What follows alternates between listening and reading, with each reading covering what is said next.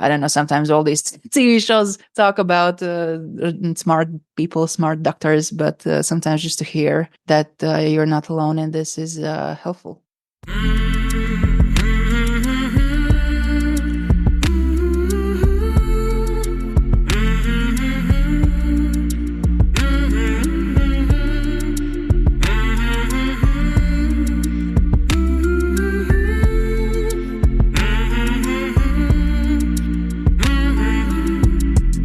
Hey there, my name is Sean, and this is Suicide Noted. On this podcast, I talk with suicide attempt survivors so that we can hear their stories. Every year around the world, millions of people try to take their own lives, and we almost never talk about it. We certainly don't talk about it enough. And when we do talk about it, many of us, including me, we're not very good at it. So one of my goals with this podcast is to have more conversations, and hopefully better conversations with attempt survivors, in large part to help more people in more places hopefully feel a little less shitty and a little less alone. Now, if you are a suicide attempt survivor and you'd like to talk, please reach out. hello@suicidenoted.com, on Facebook or X @Suicide Noted. And if you'd like to learn more about the podcast, you can check the show notes. There's all kinds of cool stuff in there, including our membership. And we'd love that kind of support, but however you support us, I really appreciate it very much. Finally, we are talking about suicide on this podcast, and I don't hold back, so please take that into account before you listen or as you listen. But I do hope you listen, because there is so much to learn. Today, I am talking with Dita. Dita lives in Latvia, and she is a suicide attempt survivor. Hey, Dita. Hi. How are you? Actually, pretty good. I'd say if I don't always ask that question, but usually not the answer for this podcast. Sometimes. So, Dita, you know what's kind of cool? No. One, you're talking with me, which I think is really cool. Also, you've heard the podcast a little bit? Yeah. I spoke to X in Estonia, and you are the first person from Latvia, I believe. The Baltics. So, are you in the capital of Latvia? Yes, I am. I am in the city of Riga. Nice. Well, I want to thank you for joining me here. Yes. This is also a little bit strange because, like, obviously, most of the people that you're talking with are from the States or Canada or somewhere else. And then sometimes for me at least, it might seem that maybe the language might be the barrier, but let's try. Oh, no, you're good. You speak better than some people I've spoken to from North America. Okay. I'm not calling anybody out in particular. Okay, I won't ask. I am curious your, I suppose, general outlook on how suicide is dealt with in your country. Obviously, it's a taboo topic a little bit. But I would say that lately people are talking about it more and more, and in TV shows, and I'm not sure about podcasts, but TV shows definitely, or some festivals even. So people are starting to talk about it. But to me, my experience, I think, has been pretty good in all this. Sorry, I have a small kitten here. Okay, so you've got the kitchen. It looks like in a living room. In a living room, yes. Yeah. With, by the way, a pretty damn cool looking and probably not cheap microphone. Right? Yeah. I use it sometimes for my work as well. So what kind of work? Sometimes, in general, I work in textile industry. I work with the fabrics and the yarns, and then sometimes we make just a bunch of videos where we explain things and talk about things, and yeah. Wow. So that's what one of the small things that I'm doing there as well. So that's why I need a better sound than maybe typically. Right. I'm going to ask you in a moment about some stuff that we don't typically talk about, but I do want to know right off the bat, your native language, I believe, is Latvian. Yeah, exactly. Do you also speak Russian? Very little. I think my generation, they don't speak too much. They're more English people. I speak Russian. I can communicate, but if we would talk about this, then probably no point. Okay, we will not do this conversation or have this conversation in Russian. However, in Latvian, what is the word for suicide? In Latvian, it is pašnāvība. Because sometimes things don't translate easily. Does that translate in English? Yes. What does it mean? So the word itself means it consists of two words. The first part is self, and the second part is death. So it's kind of self-death. Okay. I, for some reason, was waiting for self-murder. Oh, no. Oh, yeah. For me, in my experience, at least my therapist I've been talking to, she uses a lot of word like in English you say word suicide, then in Latvian you can also say suicides, which is basically from the same word. So I'm not sure how it's in other languages, but here it is like that. Yeah. I said I was going to say several words, but I'm going to just cap it at that. That's the word. If somebody is struggling, do you in Latvia have the equivalent of like these numbers you can call to get immediate care? I have no idea, but I know that the lines are pretty long, and it's pretty sad actually. Even if you are willing to pay, it's even then it's really difficult. Is there a Really, phone number if you're in an emergency to like someone to talk I to? believe so. I believe so. Not that I have used, but I believe there are. I mean, it should be. Yeah. Yeah. Interesting. But I think that the statistics is that here in Latvia, like the successful suicides, they are around one per day. So I'm not sure how it's a lot or not. But knowing that we are not too many people here, then I think around 360, 380 people per year. You have more than that. No, we are, but I mean, we are only about 1.8 million less. You're not one of them. I know that. Yeah. Tell me this. How and when did you find this podcast? Actually, that was, I would say, a little bit more than a year ago, last year, March, where a friend of mine actually did a suicide. And then I started to kind of get involved more with this and to think about me, to think about my decisions in the past. And I have had, let's say, like two definite attempts. The first one was 2010. But to me, it just seemed like a random thing that happened, and I never talked about it. I thought about it sometimes, but the day that I found out that the friend of mine did that, then I was thinking, okay, maybe I should have been in their shoes as well. It will be 3 years, I think, already when I'm also going to a therapist. But I started to go to a therapist with a completely different idea. It was never in my mind to actually talk about it. But that happened also just this year, the beginning of this year, when my parents got worried about what's happening, and my mom knew where I'm going and that I'm going to a therapist, and they actually contacted my therapist because they didn't know what to do because I was just acting a little bit strange. And that's when I figured, okay, I mean, I have to talk about it, or what's the point? Because then it just became not exactly 24/7 thought in my mind, but still it took a lot of time. And if I'm just going to my therapist every single week and I could sit there for those 45 minutes just being silent and talking about the blue skies and the shitty weather or something. But yeah, May I sure. ask you your age or your age range? I will be 33 this year. So you were in your early 20s, 2010, before your attempt. So basically for the first 2+ decades of your life. Do you remember when you first started thinking about suicide as a possibility? I never really purposely thought about this as an option in general. I think that day just a lot of things hit me up, and then a lot of alcohol involved, a lot of wrong people, and then just being in the wrong places, and maybe not getting the support that I wish I would have from my parents and from my family. Even though they are great parents, I don't want to say anything bad about them, but there are some things that I think they could have taught us, me and my brother, better. So, but it was never like nothing planned or nothing. I think it was just that day I used to play drums. I used to go into drum school. We had a concert that day. My parents didn't knew that I was playing drums. They knew that I was into music, but I wasn't telling a lot of things to them because I thought that, as my mom would say, girls don't play drums, girls don't do this, girls don't do that, or boys don't do this, boys don't do that, whatever. And to me, and this is why I never told them. And then there was the second concert already for me, and then I was thinking, but it was like a student concert. That was a big event actually at the time. I just felt terrible that day because everyone has their parents and everyone's so happy and everyone seems to be doing great. But to me, inside, I feel terrible and I wish I wouldn't be there. And since my parents, they don't live exactly in the center, they live kind of a little bit in the suburbs, more on the beach side. And my grandparents at the time, they used to live in the city of Riga in center, and they used to travel a lot, like a lot. They could be gone for months. And then I was staying at their place a lot. So that apartment has a lot of memories for me.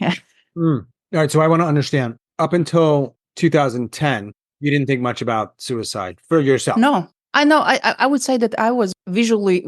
I looked happy. I looked outgoing and friendly and communicable and everything. But realistically, deep inside, no. In 2010, you started to talk about that day. I'm trying to understand, Yeah, and you may not have an answer here. I get it. We're not talking about, I got really drunk. I was in a bad mood. Shit was hard. I took some cocaine, did some drugs, yeah. did something a little weird, and went on a 4 day hike in the woods. Hmm. This is like super extreme. I think almost anyone would agree Exactly. with that, right? What's happening that you go from this person who doesn't think much about it to, it seems like, a really short period of time to thinking about it and then Yeah. acting? I already mentioned my parents quite a lot, and I think Yeah. it gets involved with them as well. Briefly, so you understand the idea Yeah. that Why not? I've always been around my parents, whatever I do, and this is why a lot of times I've been thinking, if it wouldn't be for them, would I even be successful at anything? Or because, for example, I finished a high school. I started in a kindergarten and finished the high school in the same school. And my grandmother was a director at the school. And at one point, my mom was an accountant in the school.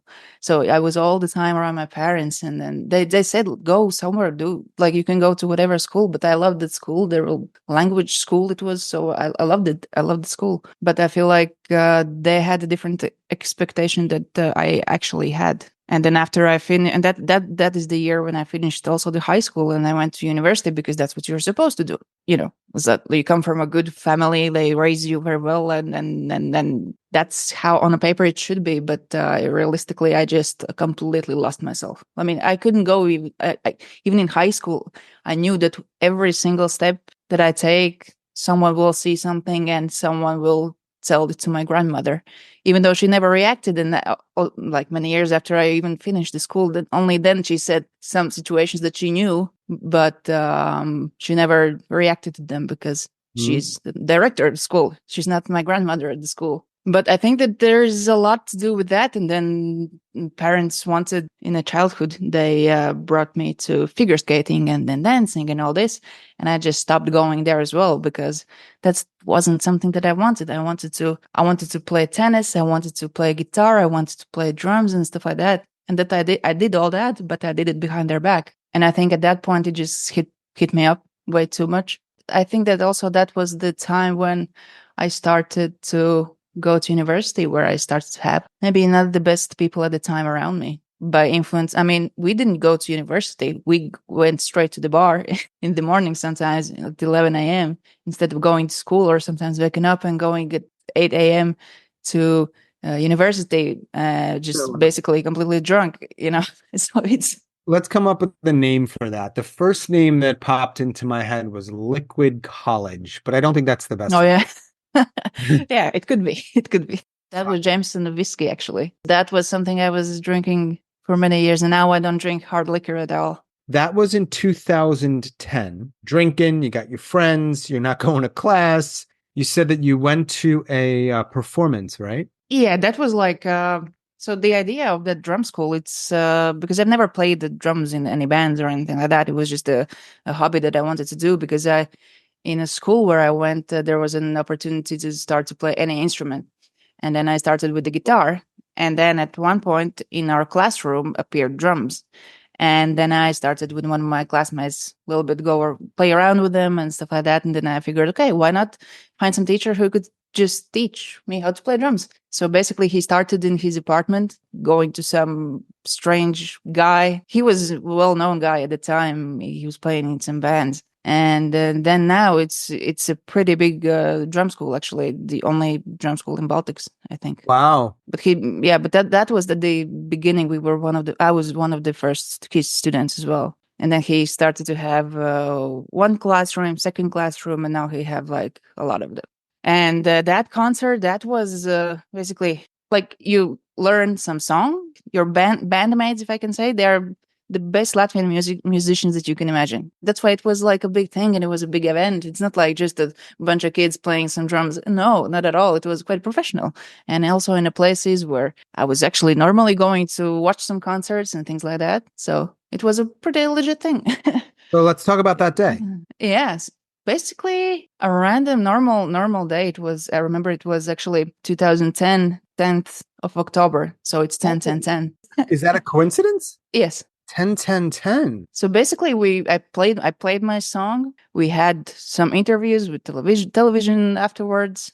We had some other performances afterwards for some TV shows. We went to kind of an after party to our teacher's home and the other musicians. Then a friend of mine, she was my drinking buddy, I would say, and then she appeared, and then we just went on nightclub after nightclub, and then I stayed at my grandmother's apartment. Actually, the second time is almost exactly the same. Well, some little details, but the idea is exactly the same. Exactly the same concert, exactly different place, and 3 attempts per night. The second time, but the first time, yeah, that was a stupid thing. I think unrealistic in my opinion. But So go back a sec because I missed something. You were with your friend and you were partying. And where do you go that night? we go to just a bunch of bars. Then I go home. I go home Okay. to my grandmother's apartment in center where she was gone. She was traveling somewhere. I don't know where. So basically I'm being alone and just continued drinking by myself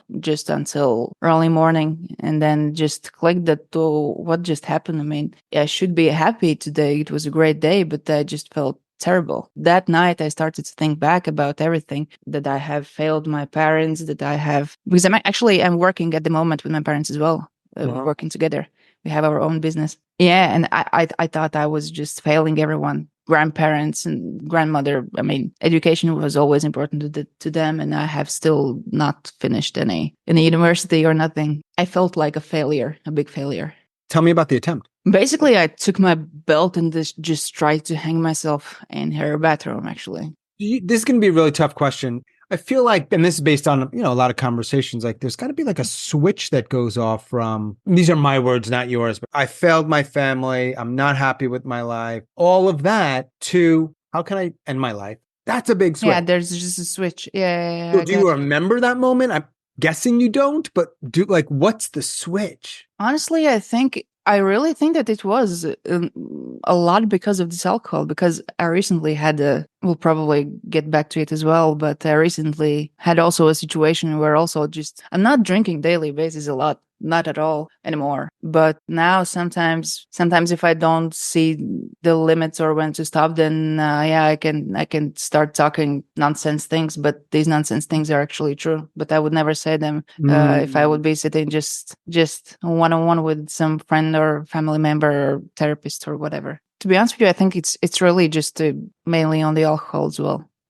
That year also just started to lose people as well, and just dealing with other people dying. Is my classmate crashed his bike, a friend of mine got into car accident, and things like that. And that also I never knew how to deal with it. I wasn't drinking almost at all at that time. The way that I got it out, I was just driving around crazy fast at the middle of night and things like that. I didn't really had in my mind the intention to, okay, I want to crash the car, but I wish I could. If it would happen, I would be happy. Mm-hmm. That was about the same time? Yeah. Starting the first one was 2010, and then it just continued until 2016, I think. You're alone in the home, belt in bathroom. You probably really don't know what you're doing. No, because I have never looked up on the internet, nothing. I have a family member that actually has done suicide by hanging himself. I don't really know that person like that. Do you think then, and I know alcohol really, did you want to die?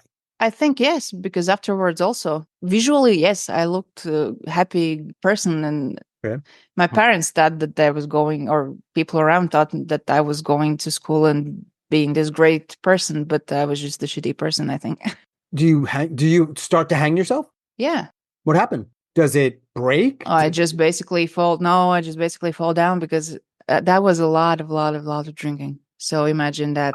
Doesn't work. No. Obviously. No. Whether in that moment when you're still, drunk, or as the alcohol starts to wear off, do you remember like, what did I do? Yeah. How? Like, is that true? But I was just lucky that obviously I had some things around that, like it was obvious that something has happened. But I was lucky that at that time there were multiple years when I was just always. It doesn't matter. It can be plus 40 degrees outside. In summer, I will be always in a scarf, so that saved me. Which it didn't seem weird that yeah, after the second time one friend at the time asked, yes, like what happened to you, something on your neck, and I was like, oh, I don't know, and just basically walked away without explaining anything. By the way, 40 degrees is hot. Yeah, it's 90 something. Okay, doesn't matter. It's hot. You have a scarf on. But that wasn't summertime anyway, so that was normal. That was October. It's quite cold then. Like, so from 2010 to 2016, it sounds like it was hard. Yes. Also, I had on 2013, I had the back injury myself, and I had surgery for my back, and that was a long recovery as well. But that surgery actually, I would say, it just saved me at that time for many Also, years. I just got myself together. I started to actually work. I got some other interests. I got into sports. I got into, like, I had a lot of, for many years, physiotherapy and on daily basis. But yeah, just changed people around me, every single person, completely everything changed. Because I was stuck at home for almost 2 months. And then somehow they kind of accidentally or in a joking manner, they had some business idea in their mind, and they asked if I would like to join. Because at the time, obviously, I wasn't working because it's impossible. You were just laying all the time down. And I just somehow started to, yeah, then we started to work together. And that's also been a big part of my life. When's attempt number 2? You said there was a second one, right? That was 2012. Okay, so a couple years after the first one, before the back injury. Yeah. Or the back operation, surgery. Yeah. That's why I'm saying that it basically saved and changed a lot. The back thing, I'm happy that happened. What happened with the second attempt? Basically, it was the same, but it was like 3 times per night. But then at the time, also the first one actually was also the same concert, and that was the last concert for me as well. I didn't knew it at the time, but it was the last one. Similar thing, playing drums, going out, drinking. Come home. Yes, but the first one was actually already. First one I tried already on this concert venue. I tried to hang myself in that building already then. That was already begin. So that was different. And you're saying that in the same night you tried 3 times? Yeah, and then it's the same, going drunk, going partying, and again, same apartment, trying to hang myself. Then I understood, okay, I'll just go in the bath, fill it up with water, and just continue drinking, and maybe that's it. That feels like you really wanted to die. Yeah, that time, yeah. Because that was bad, because it was already that year 2013, I was supposed to finish the university, but I was already out of the school and no one knew it. I told to everyone that I'm going to school, I'm studying, but I was just going to work or going around and, I don't know, just sitting with friends in the bars and things like that. Okay, so you try to hang yourself at the venue, you try to hang yourself at home, and then you were in a bathtub drinking. Yeah. Did any of those 3 attempts in 2012 on the same night come close to working, do you think? I think no, because the first one which was at the venue, there were a couple of drinks in already, even before the concert, and I was already at the time on some pain medication for the back, because I was starting to have issues already back then, and maybe there's something clicked. I don't know, because then I thought there wasn't too much alcohol. I was supposed to still play, but it just clicked in those 2 years. That was the first one, the first concert since the previous one. Did you actually play that night or no? Yeah. So you did it after? Yeah. And that was the last time. I have had episodes and a lot of thinking about death in general afterwards for past 2 years. I was going to say, so 10 years go by, which I want to hear a little bit about. And then you start, it sounds like, ideating more intensely. Yeah, because then last year in March, the friend of mine did a suicide, actually. Yeah, and then I didn't go to the funeral because I was supposed to go to a concert to London, and I was thinking, should I go? Should I not go? Then I figured, okay, I will better go, because at that time I was already in therapy. I was going to my therapist for more than a year. So after 2012, you didn't go to therapy, you didn't go to a hospital, you just white knuckling it, you just got on with life. I did. I changed every single person around me. I Right. moved on. I changed the city where I lived for some time. Yeah, I was very much into work. I still love what I do every single Mm. day. Everything. I think sports also a lot changed. A lot helped. Some days I was playing in the morning. I was playing golf, but then I went to like a physio type of thing. Then I went for a couple hours to work, and then I went to another training, and then to play tennis, and that was my day. Yeah, Mm. and I think that helped a lot. So 2013 and on, and the back surgery helps. And interestingly, why did you mention the year 2016 earlier? Was that? Because up until that year, just losing friends at the Uh, time. uh-huh. By car accident, for example, a car accident, or a Yeah. friend, she had a little baby, and after a month, she just had, I don't know, something in her head, and she got into coma and just passed. And another classmate in the motorcycle accident and things like that. So that was in a quite short period of time. And Yeah. I think that also affected quite a lot. And then in 2017, then my grandmother, which with her I had a great relationship. She was the only person that I was actually able to talk about some more deeper things, because with my parents, as much as good as a relationship we have, but we don't talk about like the feelings and emotions that I have never. When I started to go to therapy, I felt like I'm in first grade again, because I don't understand what you're talking about. And the grandmother, she was the closest person to with who I was able to speak with. But Uh, then she got sick with the cancer first time, and then the second time, and then she passed. And long story about her is still currently going on with her husband, which was ex-husband, well, my grandfather, but he's not my biological grandfather. I'm not sure if we should go there, okay. Okay. since there is a court case going on. So Maybe not. If I asked you at 15, 16 years old, one day you're going to try to end your life. no, definitely no. No chance. It never crossed my mind. I don't think so. Yeah. No. It's weird, isn't it? It is. Now, since when I started to go to therapist, then then it became very interesting, because I knew I had this problem, but I wasn't really able to talk about it. I never thought it was that big of a problem. It just happened some drunken nights. That was in my head how it happened. I mean, it's a big deal, but I was never able to mention it up. And that day, I remember I came to visit, and after this friend of mine hang herself, then just everything changed that day, because I realized that I should have been in her place maybe before. We were also playing drums together. That's how I know her. Yeah, and then I just slowly started to talk about something, why, because she couldn't understand why is it affecting me that much, because I changed completely. And I was never really able to tell her exactly why. Who was the her? Therapist. And this is the therapist you were saying, like when you first started going was really weird. You're here on a podcast talking. It's fascinating. Because I'm used to it. Credit to your therapist for maybe helping you get to the point where you could talk to a bald man in a blue shirt in North Carolina about suicide. Yeah.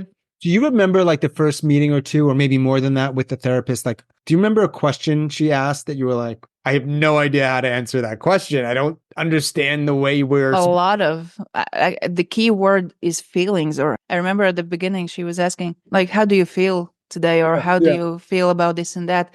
And I'm just saying, well, I'm doing great. Mhm. And it's just like, I'm asking, how do you feel, not about how you're doing.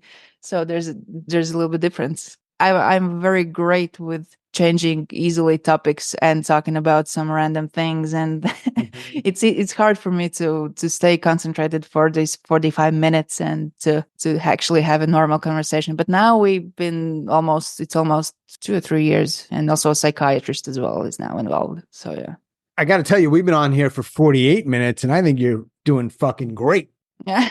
Okay, I will tell her that. Did you tell her or anybody else about talking with me? No. Will you? That's a good question. I think I will. I think I will send it to my at least 2 or 3 friends of mine. And in 2 or more months, you think you're going to be around? I think so, because yesterday I actually had an interesting meeting, which maybe a little bit switched my mind on some things. I have a friend. She's a childhood friend. We studied it in the school together since the first grade up Mhm. until ninth. We also played tennis together and been friends ever since. And she had a baby last week, and yesterday we met, and she asked if I would like to be a godmother for the baby, and I was just shocked because I don't take it lightly, those things that it's just that it's like a work chore. No, it's to me it's much bigger than that. If she is willing to give this honor to be a godmother of her child, and where I'm not even sure about my own decisions sometimes, or being sometimes just a little bit dumb. That made me think, okay, maybe there is a worth Hmm. some things, because yeah, that kind of I was thinking that was what I was thinking all night last night about this thing. So last year, when you found the podcast, I think your friend had died. Yeah. You found the podcast. From then until learning that you're a godmother, were you suicidal, ideating a lot, thinking about it more than you had been in the prior years? Yes. Yeah, a lot. Because when that happened, I wasn't on medication. The only thing I was doing is I was going to a therapist. My mom knew the fact that this happened to a friend of mine, but we never spoke about it, like nothing too much. But they knew that my mom knew that I was going to a therapist, and she knew why, and it was okay. That was fine with that. As the time went by, I just couldn't get out of it. I was all the time just sad, and it was hard to go out of home. It was like I'm supposed to, because there are people who are working for me. I can't just lock myself in a room and then say, sorry, I don't feel so good, Yeah. even though I should, I think sometimes. Mm. And then we started to talk about maybe I should, with my therapist, that maybe we should start to think about some medication, because she knew that I was very iffy about medication. I'm not, if it's possible to not to take any, I will prefer that. And then I agreed, and then I went to a psychiatrist, and she's an amazing doctor. I've been really lucky with the doctors around me, really lucky. They are great people in the right place, and Mm. they've been really helpful. And then I started to do medicine, and then it takes some months to kick in, but I started to feel much better until I just somehow went somewhere, then I forgot to take them, and somehow it seems, oh, you feel better, and just forget to take those medicines a little bit more often than you should.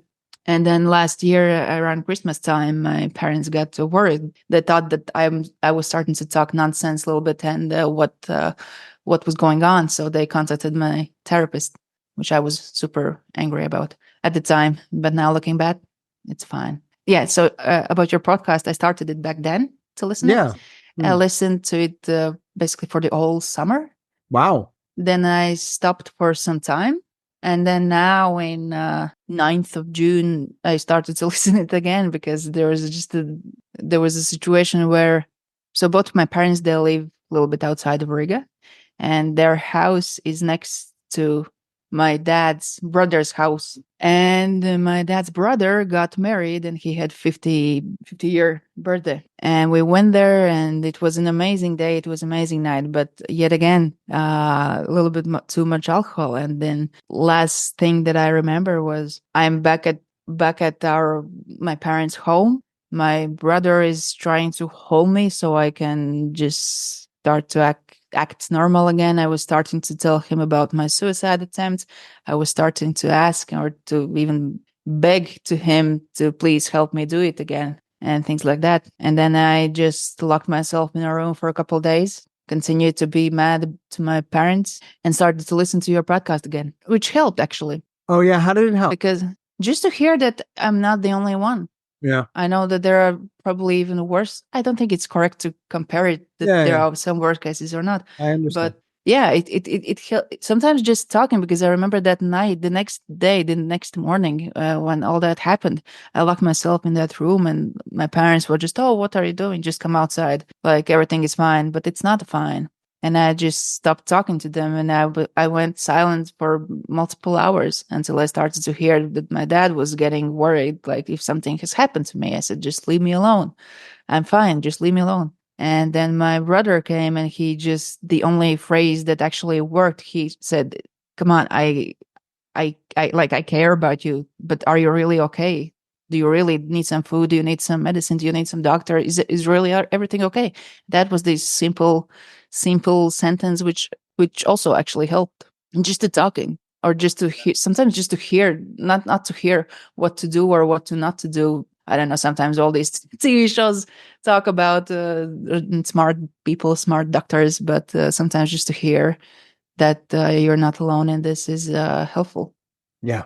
And at some point in July, you email. So that was another question I had is, why did you want to talk about it with me? That's not, most listeners don't reach out.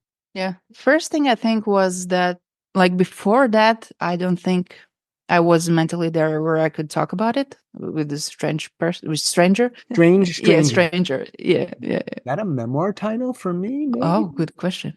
We Maybe. haven't gotten to yours yet, but I'm thinking Yes. about it. Go on. The fact that my parents knew about my past, my brother knew about my past, and we talked briefly about it. I talked briefly about it with them, more talking to my therapist about it, with my psychiatrist, because they also didn't knew so many details back then. And I was thinking, why not? The only thing that I was worried about maybe earlier also is the language barrier. No problem with that. I mean, I know people will understand. So some people know about the attempt now. My family and both doctors. Yeah.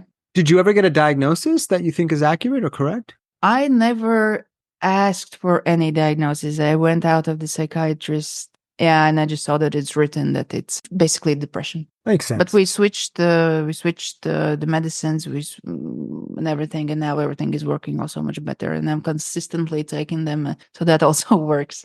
Yeah. When was the last time you thought about killing yourself? That 9th of June. So you almost at 2 months. Nice run. Okay. Do you worry like it might come back? Yes.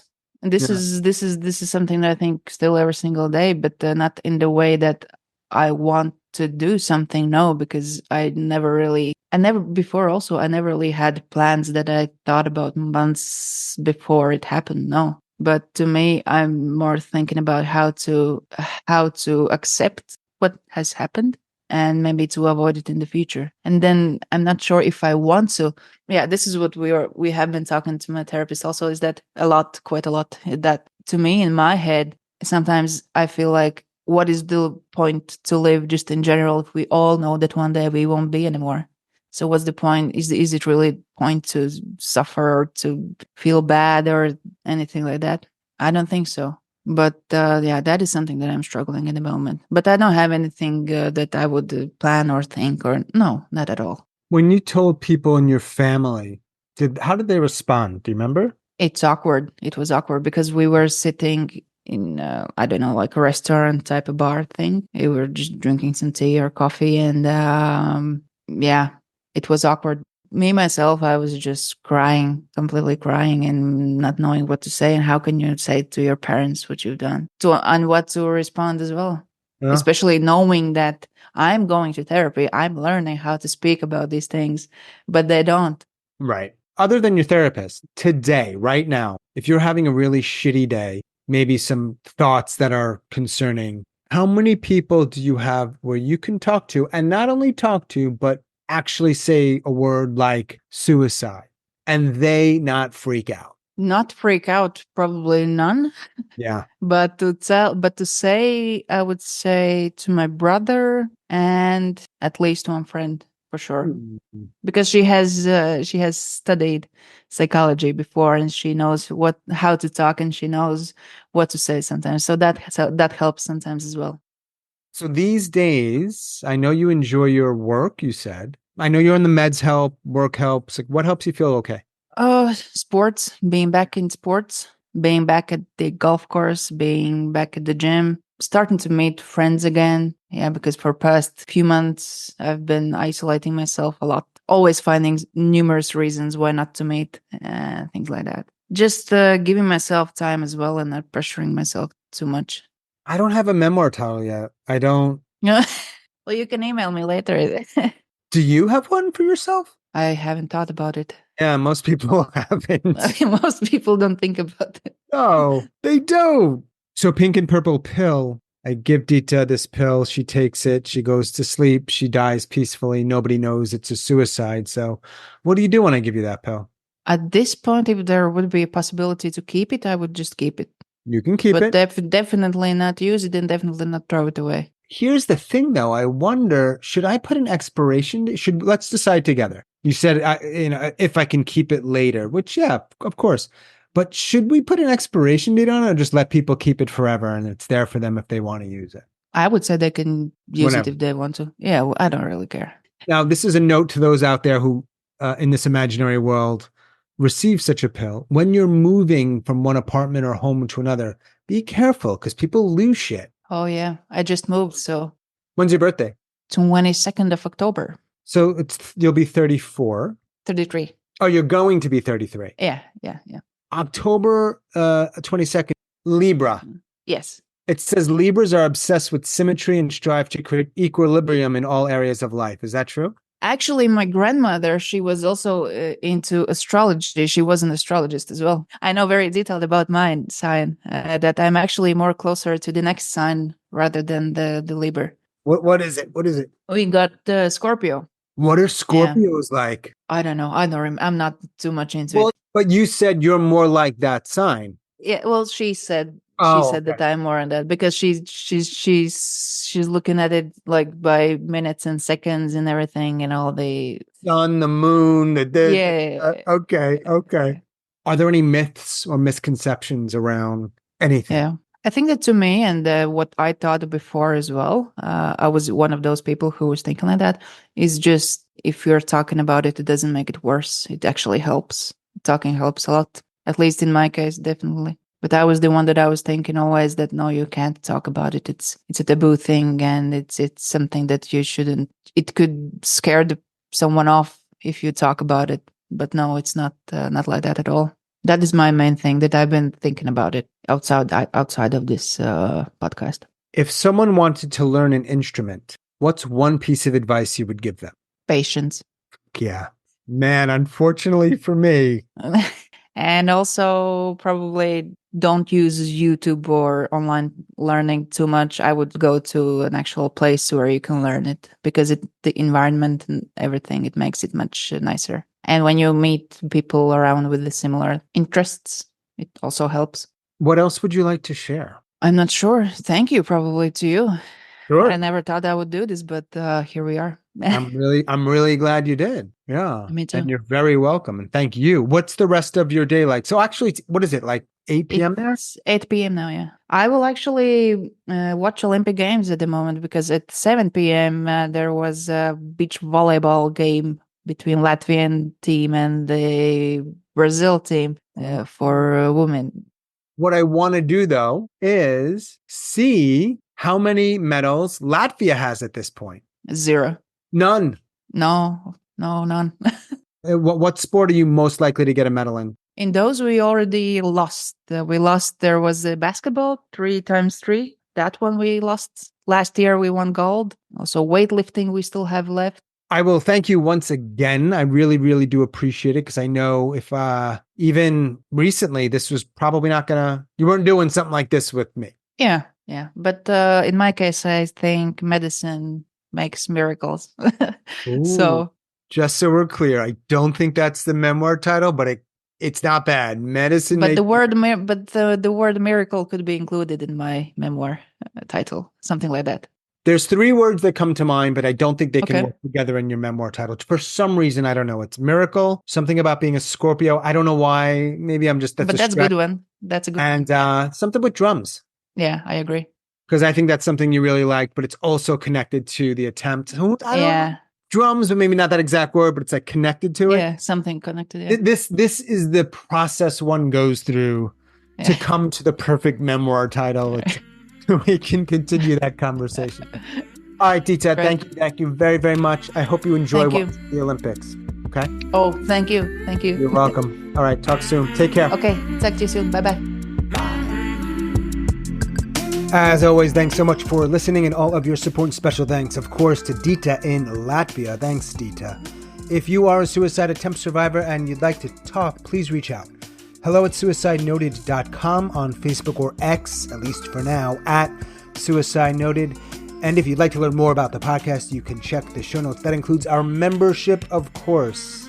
Any kind of support you can give, whether it's just listening or reaching out or, well, whatever it is. I really appreciate it. And that is all for episode number 233. Stay strong. Do the best you can. I'll talk to you soon.